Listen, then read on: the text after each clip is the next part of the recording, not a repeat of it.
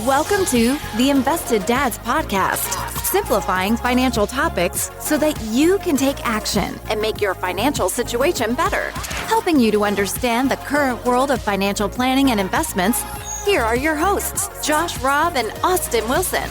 All right. Hey. Welcome back to Invested Dads Podcast, a podcast where we take you on a journey to better your financial future. I'm Austin Wilson, co-portfolio manager at Hicks & Zerker Capital Management. And I'm Josh Robb, director of wealth management at Hicks & Zerker Capital Management. Austin, how can people help us with our podcast? We'd love it if you'd subscribe. If you're not subscribed, hit that plus, follow, whatever that icon is. We'd love it if you'd hit it. We'd also love it if you'd leave us a review on Apple Podcasts or Spotify. That really helps us to be found by more people. And always remember, you can reach out to us on our website, or you can email us at hello@theinvesteddads.com. We'd love to hear from you, just chat with you, catch up with you. And if you have any podcast ideas, send them our way. So today, Josh, we got a list of 10 financial habits that are keeping you poor. Yes. That's not good. No, and these are habits, not decisions. Correct. We were talking about that. We've had an episode on pets, and that's a decision. It's not a habit, but that's a decision that could affect your cash flow. It does. And but we're talking about habits, or these are they're decisions, but they tend to be a longer term, not a one-off type of thing. So let's just start. We're gonna do 5, then we're gonna take a break. Okay. Gotta hit you up with the dad joke. Yep. Then we're gonna do 5 more. Mm-hmm. Josh loves a round number, nice and even. 10. That's good. Is great. So the first one, a habit that keeps people poor, is car payments. So car payments drain wealth over time, mostly because at the most simplistic level, you're taking on debt to buy a depreciating asset. So you're paying interest, so your cost is more than it actually costs on an asset that's actually worth less instantaneously. Yep. And continues to decrease. Decrease over time in terms of value, depreciate. Yeah. So, and depreciation, that's just the word meaning that it goes less. down in value. So what you're saying is if you buy a car, it's $10,000 and it's brand new. If you drive off the lot, it's probably worth $9 just because it's no longer a new car. Yeah. And then when you go, let's say 5 years from there to sell it, it may be worth $7. Yeah. And so the idea is it doesn't go up in value like other assets, like a home over the long term tends to appreciate. But those type of cars, especially because they wear down. And if you took out a loan on that car, you were not paying 10. Yes. You're probably going to end up paying like 12 or something like that. Because you're paying interest. So that is one way that kind of hurts you on both ends if you can avoid it to not do that, because you're paying interest on an asset that's actually going down in value. Here's a couple statistics that I found pretty eye-opening. So in 2023, the average U.S. monthly car payment was $738. Wow. That's a lot. Yeah, they all have Rolls Royces or what? What's happening? It wasn't that long ago that would have been an obscene car payment. Yes. But both used cars and new cars have gone up in price a lot since COVID and haven't necessarily come down. Yep. They've leveled off a bit. Yep. They haven't necessarily directly come down. So very expensive cars in general. And interest rate is higher. And the interest rate's higher. You're getting a higher cost, so then you got to finance it more. And then your financing cost, the interest, is higher. So you're just doubling that increase in payments. So the payments really moved a lot. And another factor that some people don't think about is what else is higher when you have a more expensive car? Insurance. So you're getting hit from all angles, I feel like. Hopefully your car's not getting hit from all angles because you need to pay that off. You need to pay that. The bank owns your car if you don't. Yeah. Another statistic about this that I thought was interesting, nearly 15% of new car buyers have a payment more than $1,000 a month. Oh my goodness. That's a lot. Yes. And what is I'm trying to remember what the average length of a loan was. It's more than 5 years now. I think it's like 6 years now. And that's what I was thinking. Maybe 4 months I was pretty sure it crossed 5 years, which not everybody keeps their car for that long. Most people don't. Right. And so you still owe when you're there to trade in and adjust. And that just compounds because they take what's owed, lower value. adds it when they just add it to your next loan too, making a bigger loan on a vehicle that's depreciating. So. Okay, I said we weren't going to do a bonus here, but here's another bonus. Okay. Don't trade in your car. This is going in with number 1. Okay. Keep it forever is really an ideal situation, but it's very bad for you as the consumer in terms of the financial impact, because while they want to make money on it, you are so getting they'll offer convenience. Less. Okay, yes. So yes, you are getting convenience, and you might save a couple dollars on tax, but you are getting a much lower price than you would if you were selling it by yourself. Just pro tip, that's like 1A. Yeah, and it comes to comfort level too. And I've done it too. Yes, it's not super hard. I do know there are probably some people who would not be comfortable having people maybe come to their house or be there alone when somebody's looking at their car. Do I let them test drive it? Do I sit in the car with them? So, there's talk with somebody who's done it before, maybe, get some help. But you're right. There is a difference than what the dealer will offer you versus the fair value. The dealer's looking at it like, I got to make money on this. So they're going to legitimately offer you like 25% less at least than you can get on the street. Yep. Number 2, it's a kind of a new thing. Buy now, pay later. Yep. Very Not new because they've had layaway for a long time. Right, but it's like every single online checkout has buy now, pay later. It's interesting. So I shop on Amazon a lot. Not an investment recommendation, but I'm very happy from Amazon stock because I use that service all the time. But like it'll let you spread payments out for like an $8 item. Oh, wow. It's like this $8.99 20 cents per month. Yeah, this $8.99 widget you can spread out over 24 months. I'm like, nah, that just doesn't make any sense. So anyway, buy now, pay later. It seems convenient when you're purchasing, right? You're like, oh, this is $500, so I could pay $500, or I could pay $50 for 10 months. Now, if they're not charging interest, that actually doesn't hurt you in any way, as long as you have the money there to make the payments. Correct. Because a 0% interest means, in a sense, if it costs $8.99 for that widget and they spread it out over 24 months and don't charge you interest, you end up only paying $8.99. The caveat being that people tend to statistically overspend when they have this option. Because the money's still there. Yeah, you're actually going to feel like it's okay to spend more money than you would otherwise if you were paying for it up front. Yes. And actually, nearly 40% of consumers in the U.S. have used buy now, pay later very recently. So that's a lot. Yeah. And I guess it's really easy on things like, and I've done it too, like an iPhone. Yeah. Well, I could pay $1,000 for my iPhone. Or just add it to your monthly bill. Or my monthly bill is another $23 more a month. And I get it. It's convenient. Now, that's an example of something where that's a big chunk and zero interest is kind of nice. But the statistics would say that you are more likely to spend more money in terms of absolute dollars using buy now, pay later. Therefore, it's a wealth trap. Yeah. So really what it comes down to is only utilize that option if you are comfortable that you are good at budgeting and will have the cash flow to do that and will not spend or allocate that money for something else. Or if you, I would also say if you were willing to pay it up front, and you can do it for zero interest for 24 months or whatever. It's the same thing. Yeah. So if you had the money to do it up front, it's really not a bad thing for zero interest. But if you didn't and you can't afford a new TV, but you want a new TV. That's the problem. You just can't afford a new TV. Yes. That's okay. Yep. All right. Number 3. This is a big one. Not taking advantage of the 401k match. Woo. This is a habit keeping people poor for sure. So this means that if you're not maximizing your 401k match, you're missing out on the free money component of your 401k. So if you think about how 401ks usually work, you elect, usually pre-tax, although there are Roth options, but usually pre-tax, you elect a percentage of your salary to go into your retirement plan, your 401k. And then based on where you work, there are different policies, but a certain percentage of that your company will also put in to match that, right? So this is what the 401k match is. A statistic around this is that around 25% of Americans fail to take advantage of this benefit. And this is something that blows my mind because that is actually free money. Yeah. And you don't have to do anything. You're not putting in more money to get the match. You're putting in just your maximum amount, and your company's giving you a free match it to some point on that. That's amazing. And there's no other way to get this money. It's not like you can ask for it. Well, just add it to my paycheck. No, they only give it to you if you are setting up and contributing to your 401k. So it's a lost benefit for people who don't take advantage of it. And we know people historically undersave for retirement. True. This is one way, let's just use simple numbers. Let's say you have to put in 4% to get a 4% match, all right? Just simple math. That's an 8% contribution. Where you're only giving up 4% of your money. That's pretty good. You're doubling it, right? You're getting 100% return on your investment just by getting the match. And we know that what you need to put in, 15, 20%. Yep. Statistically. 20 is the new target It used to be 15. Yep. But that gets you a lot closer than not being there. Yes. My dad taught me when I was very young, starting to look at jobs and all this stuff. He said, obviously, you need to take advantage of your 401k match because think about it this way.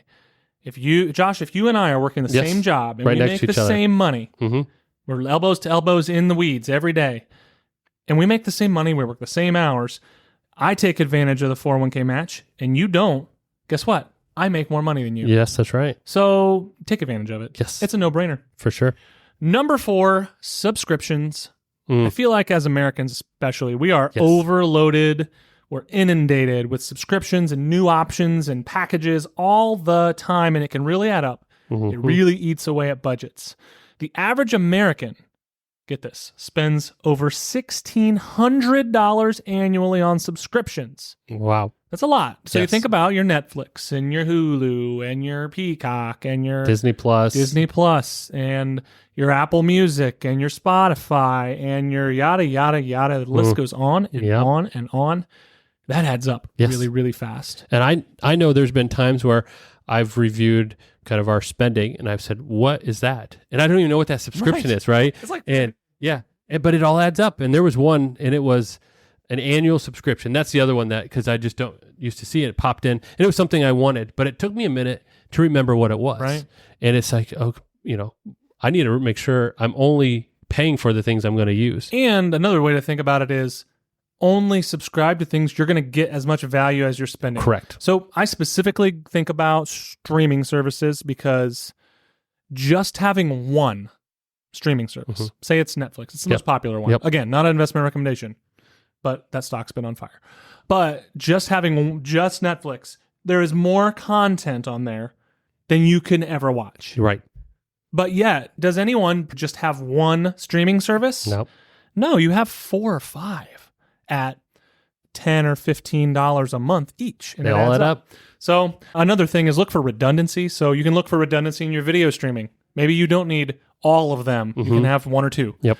There is no reason I can see for someone to have like 2 cloud service providers or 2 music streamers. Yep. That just look for redundancy. You'll save some money. But yeah, I think we're at subscription overload.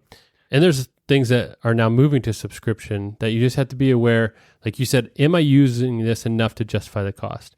Whereas before, maybe it was you paid when you used it.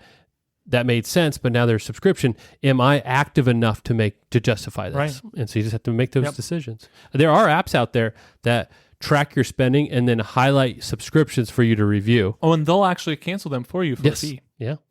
It's a great business. That's a good idea. I bet they're subscription based. I bet they are. Yeah. $5.99 a month. That's right.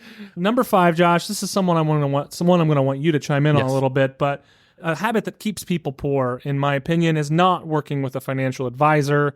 This is really a way that you're not maximizing all of your financial strategies over time. You're not getting the best put together plan over time.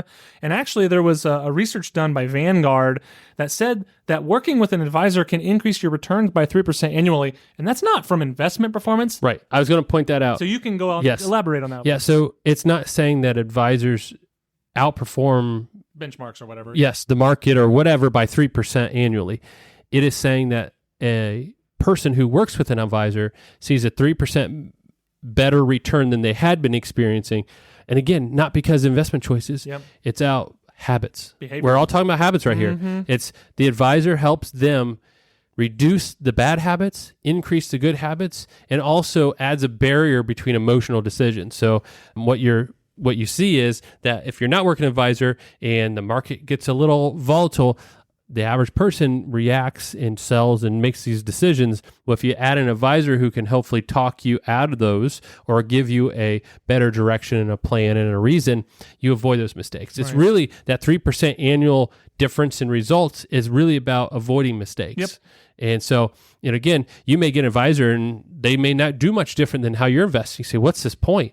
Well, it's probably down the road, you're going to realize, hey, wow, it's been a lot more consistent. They may returns-wise look pretty good, but I'm not making those changes like I used to. I'm not chasing after that one stock that I heard about and it's too late, but I don't realize it. Or selling low. Yes. So avoiding mistakes is really the advisor's value add, and that's actually proven out in a lot of these surveys when they actually look at not just, hey, how did my account do versus the markets? How did my account do versus how I historically reacted and managed? Because that's really what you're doing. You're hiring somebody to help you manage your overall financial plan. Absolutely.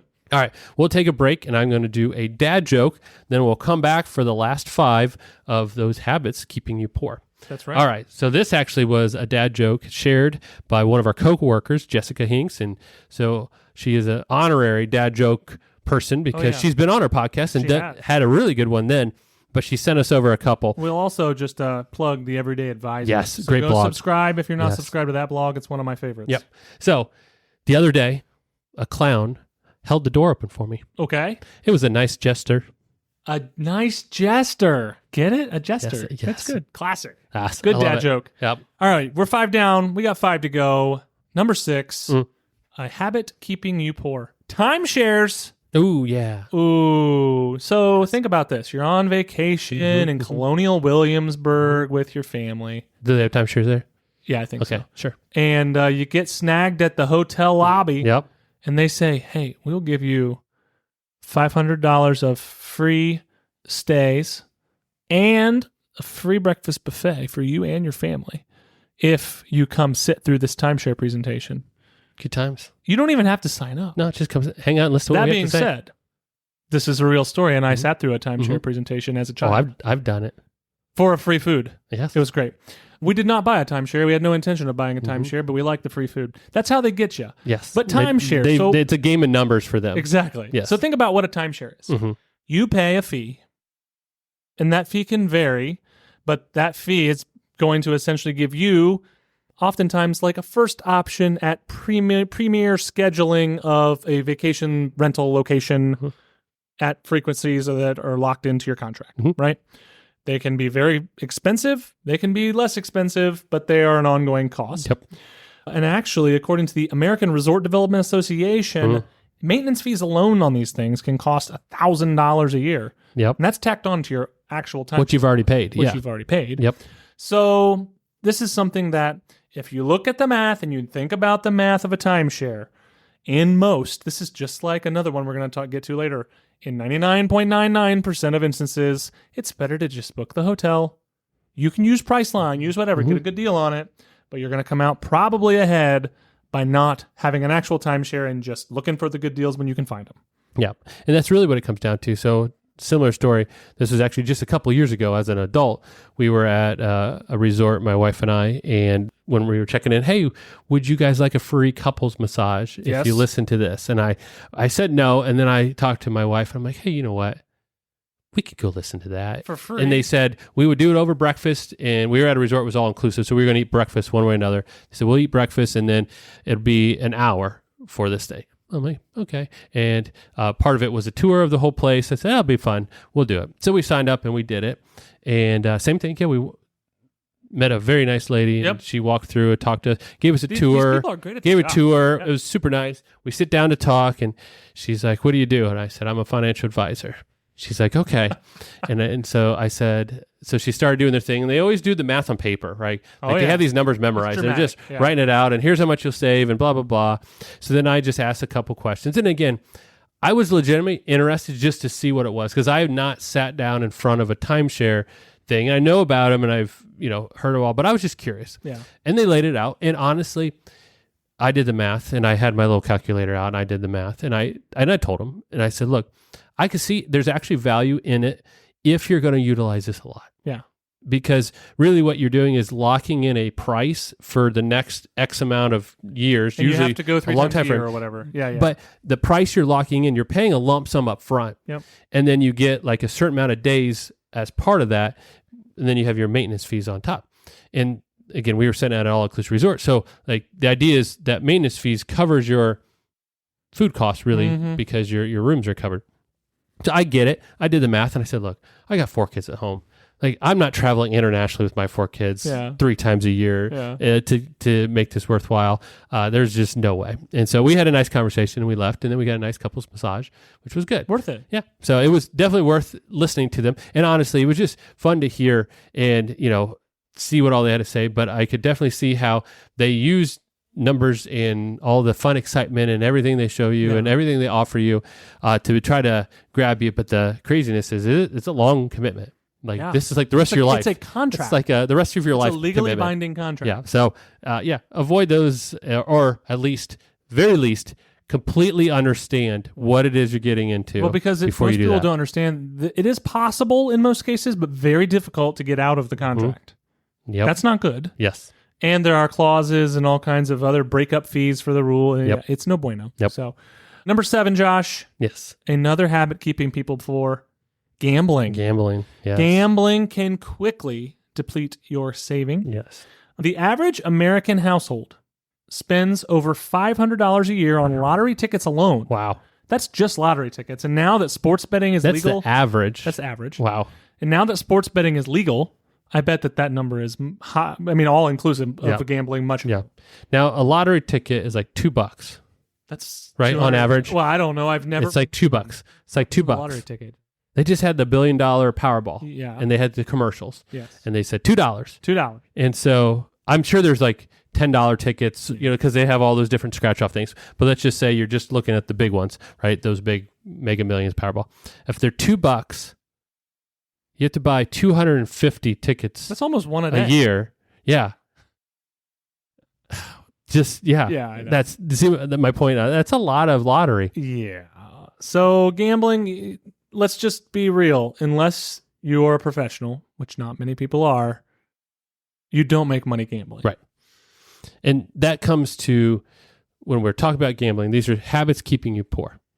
That's not to say if somebody says, hey, that's a fun hobby I do, and I do it in a reasonable way where I set some money aside for a trip to Vegas or whatever they do, and they say, I'm going to go with $100, and when it's done, I'm done, but I'm going to enjoy it. Like, that's not what we're talking about. No. We're talking about the reoccurring habit of consistently spending money on something that's not really helping you further along. The probability of winning this is just minimal, very small.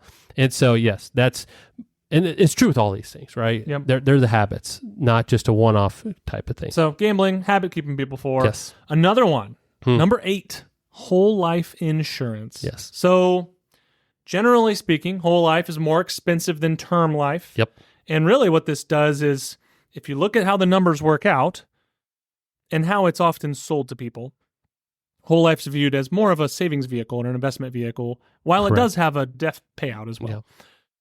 We would say that in, again, 99.99% of instances, term life policies are financially better for individuals. Mm-hmm. Again, I'm not saying it's 100%, Josh, right? Yeah, there are reasons why you'd want a whole life insurance. We have a whole insurance policy. There's, because of the cash value and loan options and the ability to put lump sums in where you're not paying monthly, but you can fund a whole life policy. There are situations, especially when you're talking to a financial planner, on reasons why you may need one of those.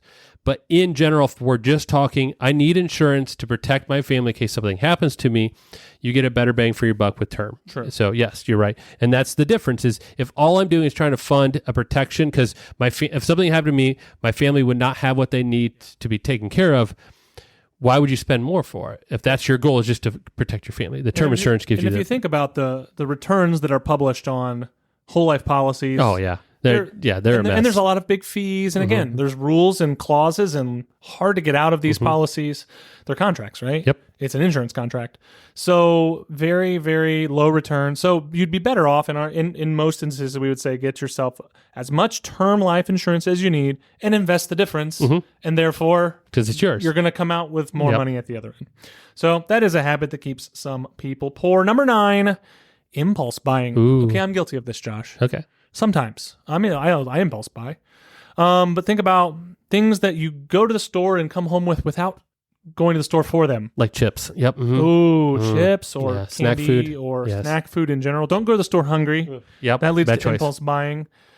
What store, Austin, do you tend to impulse buy the most at? Amazon. Amazon? Like if you're shopping? Reverb is the guitar marketplace stuff. Yeah. Having the apps on your phone, this is impulse buying. It's very bad. And most people should not have the apps on their phone. Yep. I have them on my phone right now. Okay. What about you? I'm not where's your as bad with buyer? that online. I like to see things, but I just store. It's Walmart is really what it is. But it has everything. What not only does it have everything, but I'll walk by and be like, oh yeah, and then I grab it, and half of it is stuff I need, and it reminds me. But like, did I need it, or was it just one of those like, hey, if I see it, I should grab it, right? And those are the things. Even to the point where the other day, and I probably need it, but I walked by and I was going from the food section over to the other side, and they had shoe shining stuff for my dress shoes. And I need a new thing, but like, did I need it right then? And so I was stopping and was like, so yeah, it just catches your eye. I know. Right. So, and then the snack aisle, and for me, it's like salty stuff. So like chips and those things, that's my, I should not go down those aisles at all. Yeah, they say stick to the perimeter. Yes. But the perimeter, they put them on the edges now. I know. They'll try and hook you in. Here's a statistic about impulse buying. The average American spends $5,400 annually on unplanned purchases. That's like almost $500 a month. I almost bought a pair of shoes at Walmart. They were water. Don't buy Walmart shoes. Let me tell you why. They were just slide-on waterproof, and I'm like, those would be great for around the yard. Because all I do is I take my old tennis shoes and I continue to use those. Yeah, they're mowing shoes. But by the time I get to that point, because I keep my shoes way too long, is the sole's falling out and it's just useless. And so I thought, because they were like $15, I'm like, if all I use them for is wandering around my yard, mowing and pulling weeds, like I can slip those on and off and then wash them. Like, what your Crocs are for. Yeah, but I don't want to ruin my Crocs. Those are nice Crocs. Church Crocs. Yeah, but they're not dog poop Crocs. They're not, definitely not. So anyway, that I almost did, but then bought Walmart shoes. But my rule is usually don't buy Walmart shoes. No. Oh, that's mine. My rule is I'll come back if I really want them. Okay, that's good. So it gets rid of the impulse buying. I may still buy it ahead on your $15 shoes. I'll come back if I really want them, and they're still in my mind. But I haven't pulled the trigger, and that's been about 3 weeks. So. Okay, so maybe you don't need them. Or might find a better pair is where I'm at. It's so funny. I feel like when it comes to purchases, sometimes I will like overthink something simple. $20. Yeah. It's $20, and I'll overthink it. And I'm like, can't pull the trigger. I don't know if I need it. I don't know if we need it. Can't pull the trigger. And then but then sometimes it's really easy to spend $200. Yep. Oh, for sure. I have very mixed thinking about money sometimes. All right, number 10, our 10th and final one is a general habit. Yes. And this habit is lifestyle creep. So this is when you get a raise. Most people get a raise roughly every year or so. At least inflation-ish, hopefully, is the goal. So lifestyle creep is when your spending increases as much as your income increases. Yes. And this really decreases your savings and your investment potential.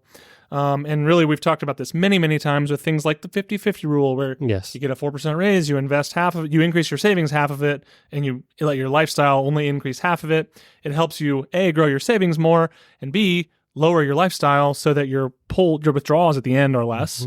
This is exactly why this works. So just being content where you are and what you have is really a way to help avoid lifestyle creep. Contentment is a huge thing. If you can reach that mindset ideal, it is huge. Yeah. Because our society is created to continue to entice us to want more. Everything around us, all the advertising, the thousands of ads we see every day is all about, you need this to feel better, to be with like everybody else, those type of things. Yep. And if you can be content, a lot of this list gets changed. Absolutely. And so you're right. That lifestyle creep is one that I think too is the hardest to recognize, because you do have to increase your spending every year because inflation, right? Yeah. Like just think grocery store. My grocery store bill every year goes up because just things cost more. There's nothing wrong with that. Yep. But I have to make sure that the amount I'm increasing my spending is proportionate with that cost, and I'm not just moving upwards and spending more to feel more comfortable or be at a higher level, because that's where you run into trouble. Yeah. Because that extra spending probably is what you needed to save to better prepare for your future. Absolutely. So I guess in summary, those are some things that we can just be conscious of as we're living our financial lives to try and put ourselves in a better situation than the average American, which we've talked about time and time again over the last handful of years we've been making this podcast. The average American is in really poor financial shape.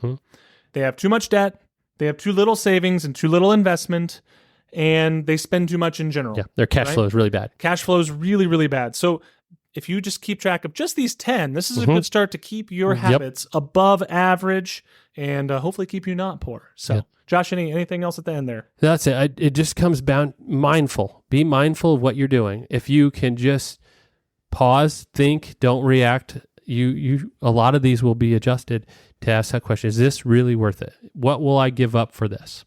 So that's it. Thanks for listening. We will definitely be keeping you in the loop. If you subscribe, you will get an email every time we post a new podcast, which is great. And if you have any ideas about a podcast, email us at hello@theinvesteddads.com, and we will talk to you next time. All right. Have a good one. Bye. Bye. Thank you for listening to the Invested Dads podcast. This episode has ended, but your journey towards a better financial future doesn't have to. Head over to theinvesteddads.com to access all the links and resources mentioned in today's show. If you enjoyed this episode and we had a positive impact on your life, leave us a review, click subscribe, and don't miss the next episode.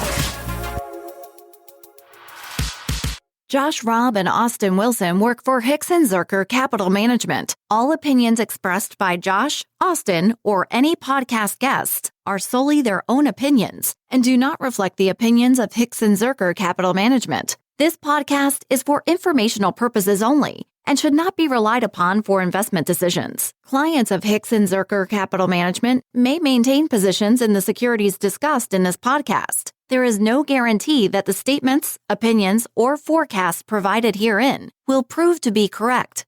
Past performance may not be indicative of future results. Indices are not available for direct investment. Any investor who attempts to mimic the performance of an index would incur fees and expenses which would reduce returns. Securities investing involves risk, including the potential for loss of principal. There is no assurance that any investment plan or strategy will be successful.